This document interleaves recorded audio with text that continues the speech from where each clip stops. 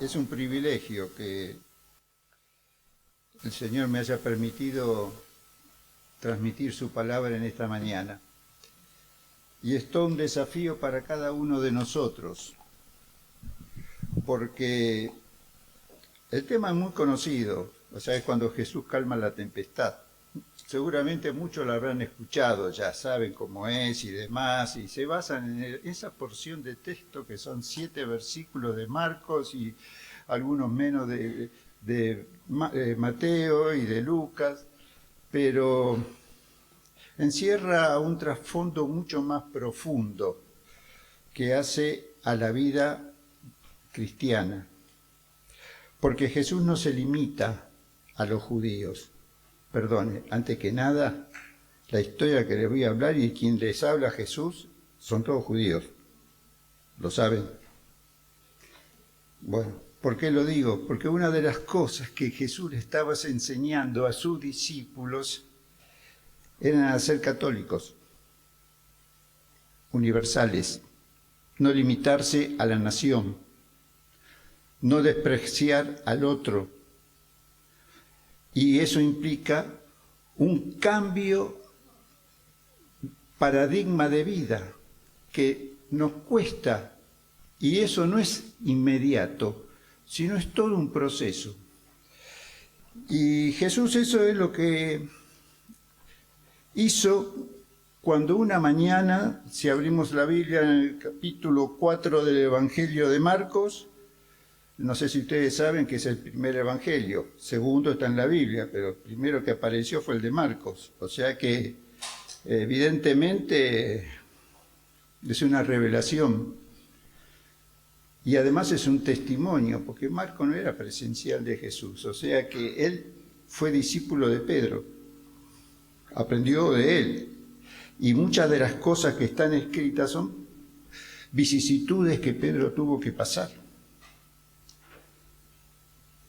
El ir al otro lado fue una de las vicisitudes que Pedro pasó. Así que imagínense cuando nosotros estamos... Gracias, hermana, aunque va a caer mucha agua.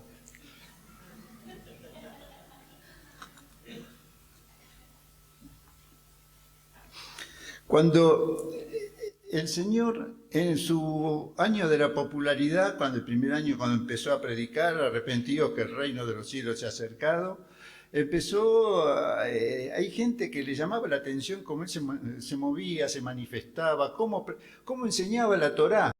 Yo sé que ofende esto a los evangélicos, pero acá no había el Nuevo Testamento. Estaba Jesús y la ley. Todavía no estaba el Nuevo Testamento porque no había entregado su vida. Entonces, él estaba preparando el terreno para ese glorioso momento para incorporarnos a nosotros, a los gentiles, junto al pueblo de Dios, en el pueblo escogido de Dios. Y todo eso llegaba a un proceso, de los cuales en el capítulo 3 de Marcos dice que de todos los que lo seguían escogió a 12. ¿Para qué? Para enviarlos a predicar. Pero predicar es decir, llevar la palabra y el testimonio de vida, que es de que yo creo en la palabra. Entonces, imagínense un vendedor de Toyota publicitando Ford. ¿Quién le va a creer? Bueno, así es la vida del cristiano. Podemos tener mucha sabiduría, salir de institutos bíblicos, pero si realmente no mora en el corazón la palabra y cambia la vida, y eso es un cambio que es continuo hasta que el Señor nos llame a su presencia. Entonces, la gente venía muy seguido, y aparte no solo a predicar, sino a echar fuera demonios. Muchos evangélicos, principalmente bautistas, se asustan cuando mencionan la palabra demonios. Yo le puedo asegurar que si se encuentra con un demonio por testimonio personal, tiembla, pero el poder de Dios lo supera.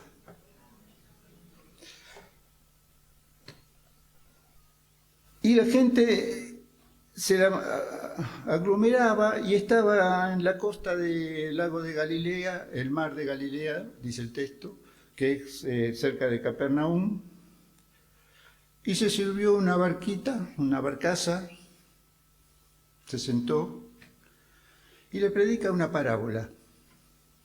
Esa parábola, conocida como la del sembrador, imagínese usted dándole la palabra a un pescador, diciéndole, bueno, el sembrador salió a sembrar. ¿Qué siembra el pescador? Anzuelos. Y trata de pescar algo. No, pero no estaba hablando de eso. Y si le hubiera hablado a un agricultor, hubiera entendido esa parábola como, pero me vas a decir lo que yo ya sé. Nos creemos a veces que somos idóneos en lo que hemos practicado, aprendido, pero Jesús no hablaba de eso. Jesús hablaba de la permeabilidad del corazón, de lo que habitaba cuando la palabra de Dios es sembrador, es el que predica la palabra, el que va con el testimonio, tú, yo, el pastor, que va con el testimonio de Dios y la palabra. Y ese testimonio de vida puede caer en un terreno al costado del camino y que es un corazón impermeable, y entonces esa palabra no penetra en lo profundo del corazón. Y dice que ahí viene Satanás y se la lleva, chau. Son los que escuchan, vienen a la iglesia, ya sea por un bautismo, un casamiento, escuchan la palabra y después se van.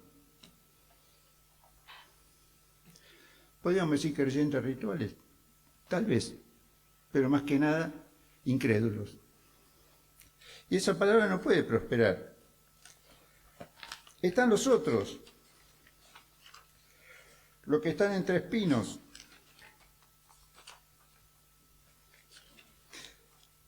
Eso es un problema un poquito menos serio, que son los que escuchan la palabra, pero tienen preocupaciones del diario vivir. Y ese diario vivir, si las cosas se le complican y la iglesia no responde y la palabra no me hace lo que dice en mi vida, bueno, abandona. Pero me sigo congregando, sigo ofrendando. Creyente consecuente, pero no crece, no da frutos. Vive en el temor y en la esperanza. Y esa es la tensión de su vida. Y están los otros que dicen que viven en terreno pedregoso. Ustedes saben que las mejores frutas del Valle de Río Negro se siembra y se cosecha en terreno pedregoso, porque se trabaja la tierra. Y de ahí salen también a veces los viñedos. Es algo maravilloso lo que es la obra del Señor y el esfuerzo del hombre cuando cree en la palabra. Pero estas personas reciben la palabra con entusiasmo, son los primeros que levantan la mano cuando se termina el mensaje y se hace el llamado a ver quién no conoce al Señor, y dice yo. Pero no perseveran, y cuando enfrentan la prueba, abandonan la fe. Se van a otra religión o otra congregación y siguen probando. ¿Cuál es tu vida hoy? Y está la cuarta, que es lo que escuchan la palabra, lo que viven en tierra buena, tierra fértil, donde la palabra se escucha, penetra, hay un proceso de crecimiento y da frutos a 100%. ¿Qué quiere decir? ¿Que Jesús trabaja con estos cuatro? No. Jesús trabaja con todo, porque el sembrador salió a sembrar. Entonces, ¿para qué le voy a hablar si es un zapallo? No voy a agarrar nunca la palabra. Jesús los lleva desde el costado del camino hasta la tierra fértil, simplemente por medio de la fe y la palabra. Esta introducción, que parece un poco larga, la quiero terminar con un testimonio personal, que tiene que ver con lo que vamos a ver ahora. En octubre de 2019, junto a mi esposa, hicimos un maravilloso viaje. Fue el último antes de los 2 encuentros con la muerte que tuvimos los dos años después, por el cáncer mío de próstata y el corazón de mi esposa. Pero en ese momento, y ahora estamos bien, gracias a Dios, pero en ese momento nosotros estábamos, como diría Jesús, en el año de la popularidad. Hicimos un montón de viajes y fuimos a visitar Israel y Jordania. Bueno, yo tenía mucho interés de ver los lugares donde estuvo Jesús, donde nació. Y también tenía esos deseos carnales de ir a visitar Petra. Y llegamos. Pero lo importante de esto era lo que a mí me llamaba la atención. Yo quiero visitar el lago de Galilea, el mar de Galilea, el Genesaret o Tiberíades, como se menciona en la Biblia en distintas partes. Y en ese momento el guía, digamos en la época de Ramadán, que es un mes donde los musulmanes tienen una devoción muy especial porque es el cambio de año y se pasan el día sin comer ni beber líquido. Después a la tarde, o sea, ellos trabajan, hacen la vida diaria y después a la tarde van a las mezquitas, oran, van a su casa, comen, beben, se acuestan y ya están alimentados para seguir al otro día. Es algo tremendo. Nuestro guía era judío y el chofer era musulmán, que seguía el rito, nos llevaba por todo Israel. Así. Y el contingente era bastante cosmopolita, o sea, había brasileros, colombianos, estábamos los argentinos y algún otro. En realidad toda la mayoría eran creyentes en Dios. Trato de no decir la palabra cristiano porque es otra, tiene otra connotación, que yo no sé si la tengo, pero quiero llegar a eso.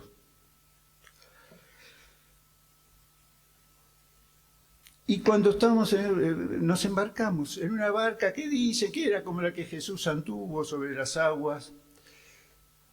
Y claro, empiezo a ver el llamado Mar de Galilea, es un laguito de 166 kilómetros cuadrados. O sea, la ciudad de Buenos Aires tiene más, tiene 204. Y las aguas eran más mansas que el lago de Palermo.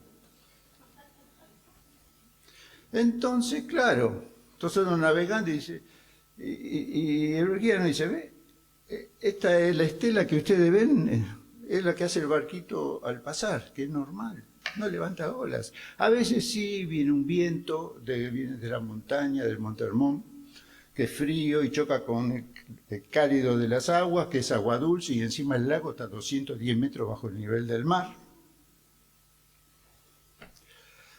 La tiene toda.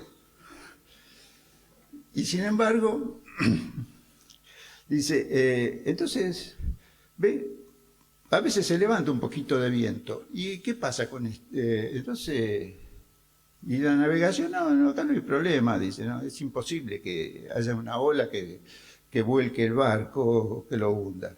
Entonces surge la pregunta lógica, ¿no?, de todo ahí. ¿Sí? Entonces, el texto de los evangelios sinópticos de cuando Jesús va a la barca con sus discípulos y viene la tormenta y estaba por hundir el barco. Y bueno, la respuesta natural, aún del creyente a veces, es, bueno, porque esta es una parábola que el Señor nos quiere enseñar, una enseñanza espiritual. Nos quedó la duda. Yo, como descendiente de Calabres, soy cabeza dura, dije, la palabra es así, pero por adentro empezó el proceso. O sea, ¿será cierto?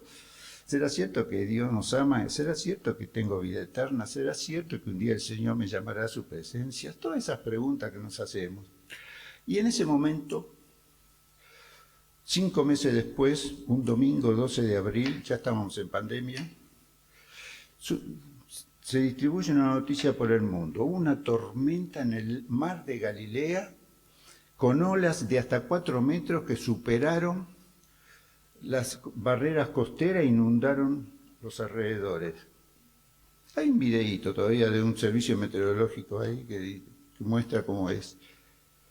Ahí me di cuenta, después ellos decían que hacía 300 años que no se tenía noticia de este evento, que lo que Marcos relata en su Evangelio sucedió.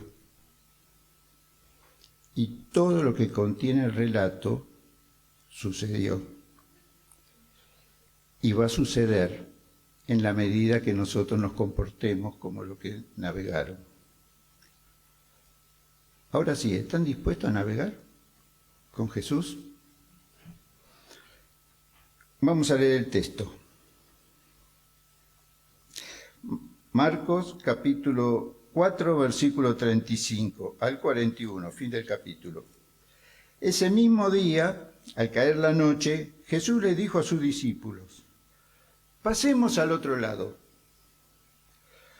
Despidió a la multitud y partieron con él en la barca donde estaba. También otras barcas lo acompañaron.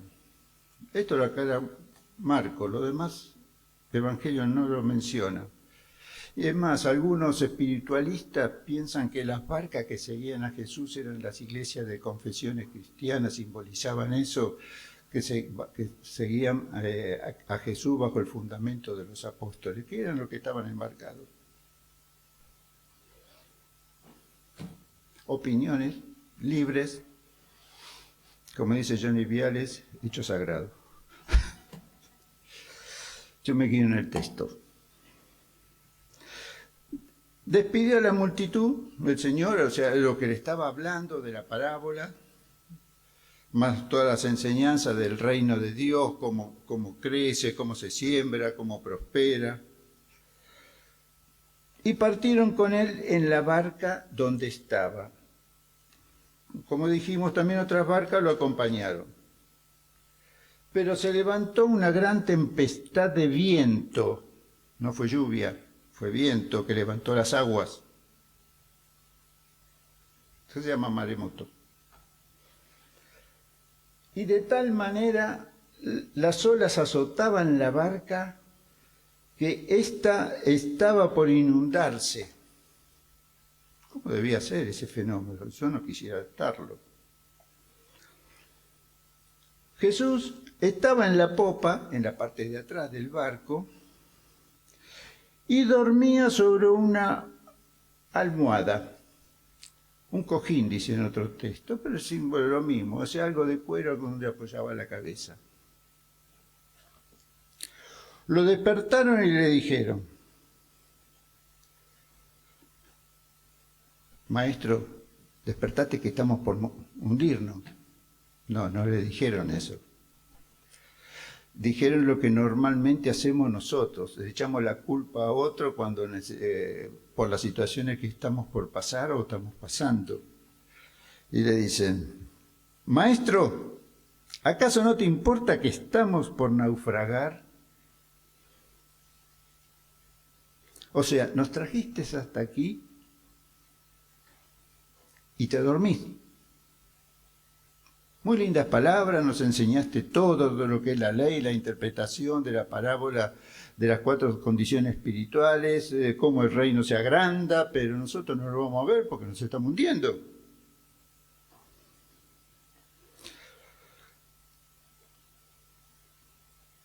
¿Qué hizo Jesús?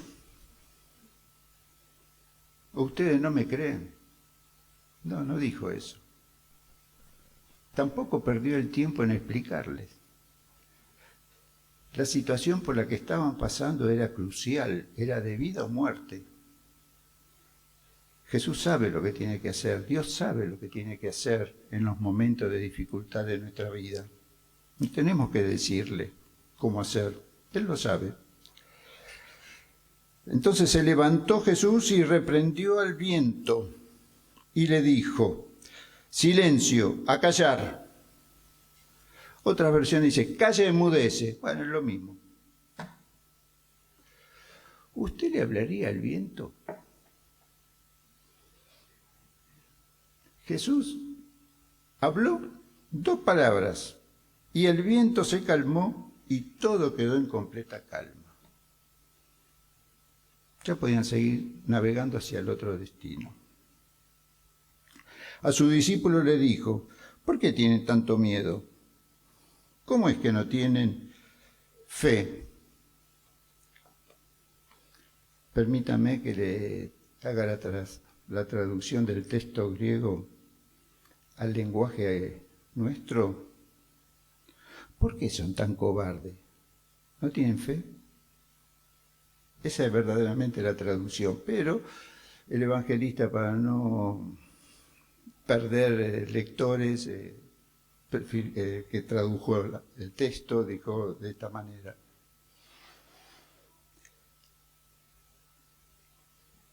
Ellos estaban muy asustados y se decían unos a otros, ¿quién es este que hasta el viento y las aguas le obedecen?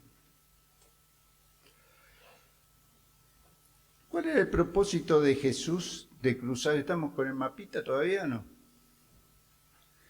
Ustedes están viendo ahí en el mapa cuál es el lago y yo le puse una flecha de dónde partió Jesús hacia dónde iba a llegar. La región, el otro lado, era tierra de demonios, de gentiles, de no judíos. Los judíos evitaban ir a ese lugar porque era la región de Decápolis,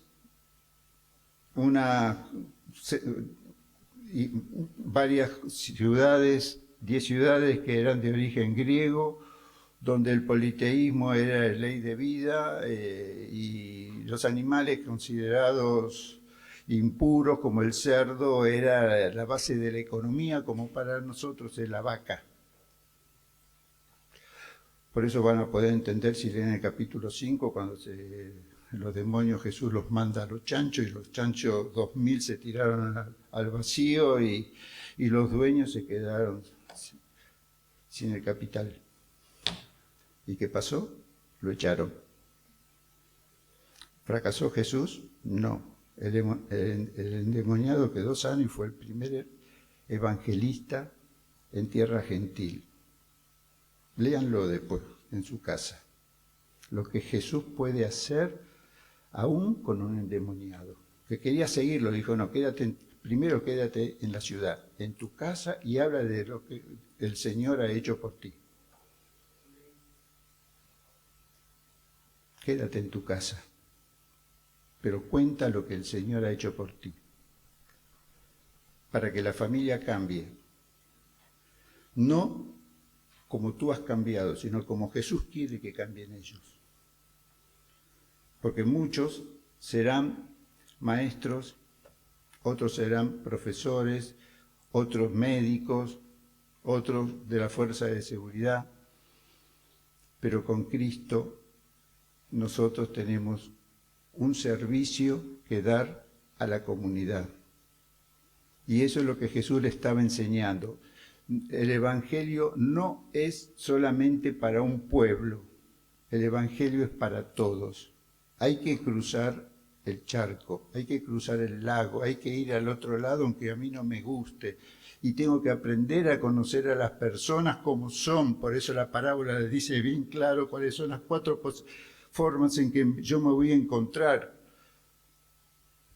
Pero basta que siembres la semilla para que el reino se expanda y empiece a dar frutos a 100 por 1. ¿Estás dispuesto a eso?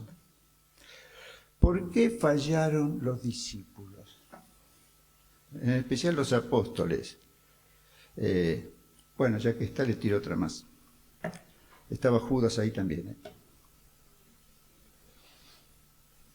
Y Pedro que lo negó 3 veces.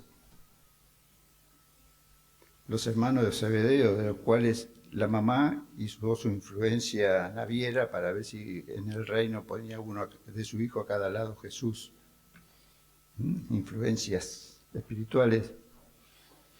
Y el propio Juan, el discípulo del amor, que cuando más adelante Jesús iba a Jerusalén en el último año, camino a la cruz, quiso pasar por Samaria y no lo recibieron en una aldea. Juan le dice al Señor, Señor, ¿quiere que mandemos que venga fuego del cielo, como dijo Elías, que los queme? Vaya amor, ¿no? Era la etapa que todavía no habían comprendido. ¿Sabe por qué? Porque Jesús para ellos no era Dios, era el rabí. Por más que Pedro haya mencionado, tú eres Cristo, el Hijo de Dios, seguía siendo un ser humano, sin autoridad divina. Recién lo pudieron comprender cuando Cristo resucitó y ascendió a la diestra de Dios e intercede por nosotros, como dice Hebreos. Nosotros tenemos una ventaja con respecto a estos navegantes que estaban con Jesús. Tenemos un testamento nuevo que nos cuenta las vicisitudes que han pasado ellos. Y los discípulos fallaron porque se olvidaron lo que el Salmo expresa, el Salmo 56, versículo 3. Cuando tuve miedo, acudí a ti, Señor. Ellos acudieron, pero no lo cuestionaron. También no consideraron que esa tormenta se podía haber campeado por los antecedentes históricos del pueblo de Israel. Los invito a leer Éxodo capítulo 14, vamos a leer el versículo 10 al 14 y del 19 al 22. Acá habla de cómo el Señor, ante una angustia, son situaciones muy similares que se pasó. 14, versículo 10, dice, cuando los hijos de Israel levantaron la vista, estaban saliendo de la liberación de Egipto e iban camino al Sinaí, y se encontraron con el mar Rojo, ¿sí? Y no podían pasar, y los perseguían los carros de Faraón. Vieron que el Faraón se acercaba y que los egipcios venían tras ellos. Esto les hizo tener mucho miedo, así que clamaron al Señor y le dijeron a Moisés. Es como volver al pasado de los apóstoles, volvieron al pasado y hablan con Moisés. ¿Acaso no había sepulcros en Egipto que nos has traído hasta el desierto para que muramos aquí? ¿Por qué nos has hecho esto? ¿Por qué nos sacaste de Egipto?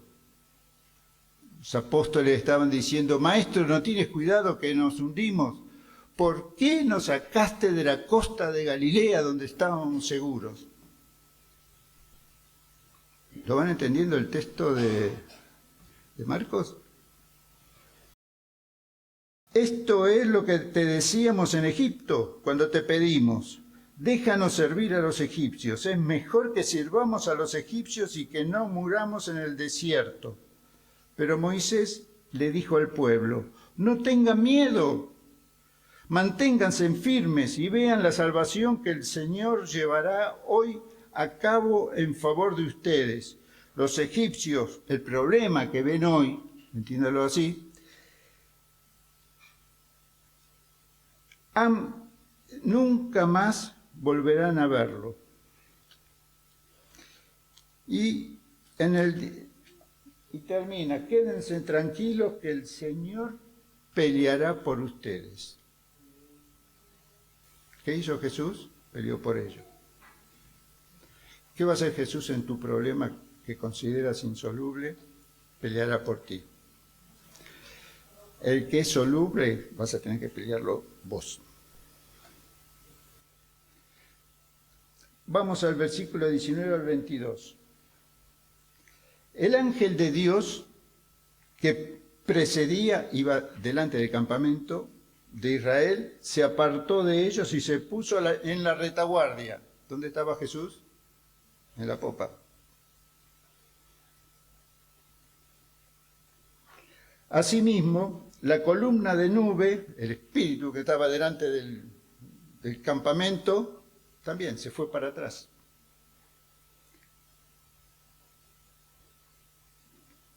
Asimismo, la columna de nube que los precedía se apartó y se fue a ponerse a sus espaldas. Entre el ejército egipcio y el campamento de Israel, para los egipcios, esta era una nube tenebrosa, creaba pánico, que no podían conseguir lo que ellos querían, destruir al pueblo de Dios. La tormenta, que es lo que quería, impedir el avance del reino, del evangelio. Pero a Israel lo alumbraba de noche. Esa columna que a uno asustaba, al otro lo fortalecía, le permitía ver la realidad de lo que estaba pasando, las obras de Dios. En toda esa noche no se acercaron los unos a los otros. Entonces Moisés extendió su mano sobre el mar, lo que hizo Jesús, levantó su mano. Y el Señor hizo que toda esa noche el mar se retirara por causa de un fuerte viento oriental. Eso hizo que las aguas se dividieran y que el mar se quedara en seco. Así los hijos de Israel entraron en el mar y cruzaron en seco, y con un muro de agua a la derecha y otro a la izquierda. Jesús no separó las aguas, porque el problema no era el agua, el problema era la tormenta. Calla, enmudece. Calla, silencio. Seguramente usted ya escuchó muchos mensajes sobre cómo salieron a la libertad cruzando el Mar Rojo en tierra seca. Pero ¿usted sabe cómo entraron a la tierra prometida? Después de 40 años de prueba.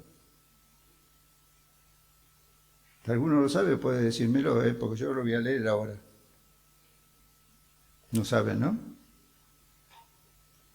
Hay que leer la Biblia. Porque ¿sabe por qué? Porque si yo me acuerdo que separó las aguas para poder salir de la esclavitud a la libertad, yo tengo esa seguridad que el Señor me va a separar las aguas para salir del problema que estoy y me va a poner en tierra fértil para la libertad. Pero algo más todavía. Me saca del problema, pero las consecuencias siguen, no sé cómo resolverlas. Bueno, vamos a Josué capítulo 3, 2 versículos, versículo 15 y 17. El río Jordán, el mismo que alimenta el lago de Galilea, suele desbordarse durante el tiempo de la siega. Así que, en cuanto los sacerdotes entraron en el río y sus pies se mojaron en la orilla, las aguas que fluían del río arriba se detuvieron y se acumularon lejos de la ciudad de Adán y a un costado de Zeretam. No es tan importante la ciudad, lo importante es que se detuvieron y se juntaron de este lado, hicieron una muralla. Mientras que las aguas que bajaban al mar de Arabá y al mar de Salado se secaron por completo. Así las aguas del Jordán quedaron divididas. Hizo lo mismo que en el Mar Rojo. En la otra punta hizo exactamente lo mismo. Y el pueblo se encaminó hacia Jericó. Mientras tanto, los sacerdotes que llevaban el arca del pacto del Señor iban con la Shejina de Dios. Se detuvieron en medio del Jordán hasta que todo el pueblo terminó de cruzarlo sobre terreno seco. Lo sacó de la tierra de esclavitud en seco y lo depositó en la tierra de donde fluye leche y miel en seco. Qué poderoso es nuestro Dios, ¿no? Qué bendito que tenemos cuando tenemos problemas. Recordar esto, recordar que cuando tengo miedo, acudo a ti, Señor, y sé que tú me responderás. Y que cuando Jesús está dormido nos enseña otra lección. No me acuerdo si es una expresión bíblica o o una expresión de fe que dice, en paz me acuesto y así dormiré, porque tú, Señor, estarás conmigo, y asimismo me despertaré. No hay problemas en la vida, hermanos, que no podamos superar. Si es con Jesús, siempre tenemos una salida, porque el Señor es nuestro Redentor. Dios es nuestra fortaleza, nuestro pronto auxilio en la tribulación. Aunque se traspasen las aguas a la mar, los montes a la mar, aunque la tierra tiemble, tenemos que confiar.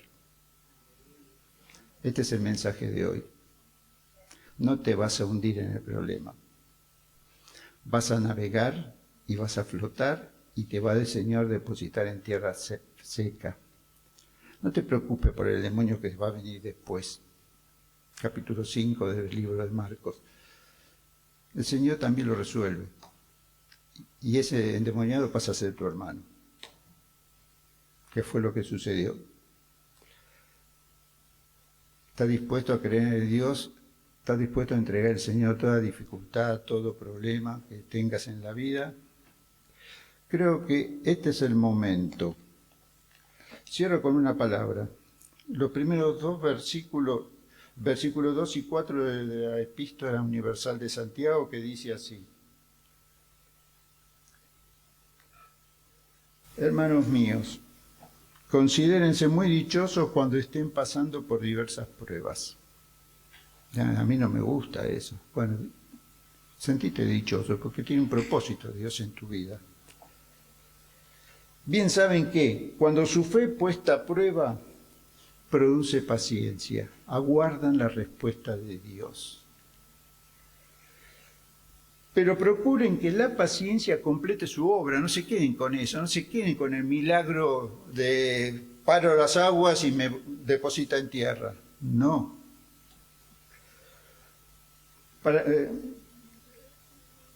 Pero procuren que la paciencia complete su obra para que sean perfectos y cabales sin que les falte nada.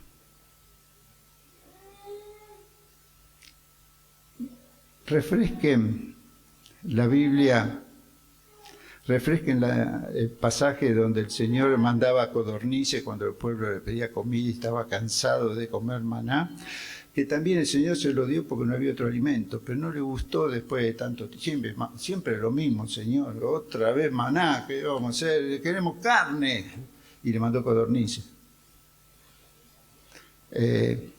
Mira, Dios te ama, Dios te cuida. ¿Por qué? Porque Él te creó a su imagen, a su semejanza, y un día vendrá por ti y por mí.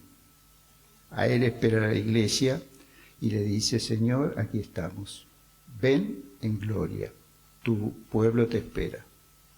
Que el Señor le bendiga, y si alguno está aquí que nos visita por primera vez y nunca ha comprendido el amor de Dios y no ha entregado su corazón a Él, yo te invito a que esta mañana lo hagas. Vas a tener una gran bendición en tu vida. Vas a subirte a la barca con Jesús y verás que el Señor no te va a librar todos los problemas que tú te has creado o los pecados que has hecho, está diciendo en sentido. Las consecuencias pueden seguir, pero el Señor te limpia de todo pecado y te da una promesa de vida eterna.